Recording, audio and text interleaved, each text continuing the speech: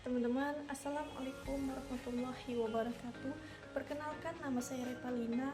Saya dari mahasiswi Universitas Islam Negeri Sultan Haji Muhammad Idris Samarinda.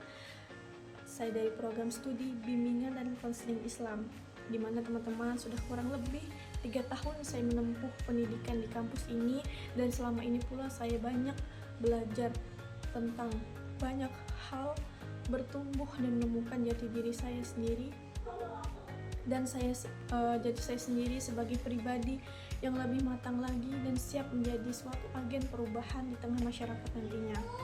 Perjalanan kuliah saya tidak selalu mudah seperti mahasiswa lainnya. Sebelumnya saya pernah belajar atau menuntut ilmu di salah satu pondok pesantren di Timbau Tenggarong. Setelah itu saya melanjutkan di perguruan tinggi ini, yaitu di UINSI Samarinda. Namun perjalanan kuliah saya tidak selalu mudah, teman-teman. Seperti mahasiswa lainnya mungkin, saya pernah merasakan lelah, ragu, bahkan sempat merasa ingin menyerah.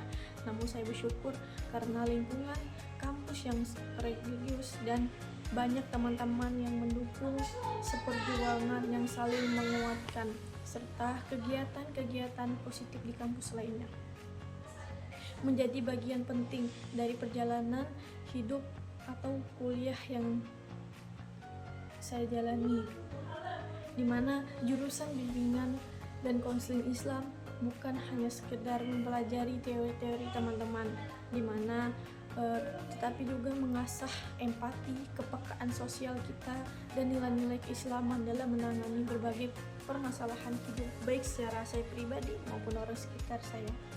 Di jurusan ini juga saya banyak belajar bagaimana menjadi pendengar yang baik, bagaimana kita memahami latar belakang seseorang individu maupun orang sekitar kita secara utuh, serta memberikan suatu bimbingan yang tidak hanya secara logis tetapi juga menyentuh hati dan spiritualitas teman-teman. Melalui ilmu yang saya dapat di bimbingan dan konseling Islam ini di salah satu Universitas Islam Negeri Sultan Haji Muhammad Idris ini, yaitu UINSI, di mana saya belajar bahwa menjadi seorang calon konselor itu bukan hanya tentang memberikan suatu solusi, tetapi juga menjadi suatu tantangan, tempat yang aman bagi orang lain untuk berbagi kisah mereka, mengurai beban yang mereka rasakan, dan menempuh suatu harapan. Kami dididik untuk mampu menghadirkan cahaya di tengah kegelapan mental dan emosional yang sering kali tidak terlihat secara kasat mata, teman-teman. Bagi teman-teman yang sedang mencari perguruan tinggi maupun jurusan yang tidak hanya menurut saya memperkaya ilmu, tapi juga di sana kita bisa membentuk suatu karakter dan kepedulian sosial kita.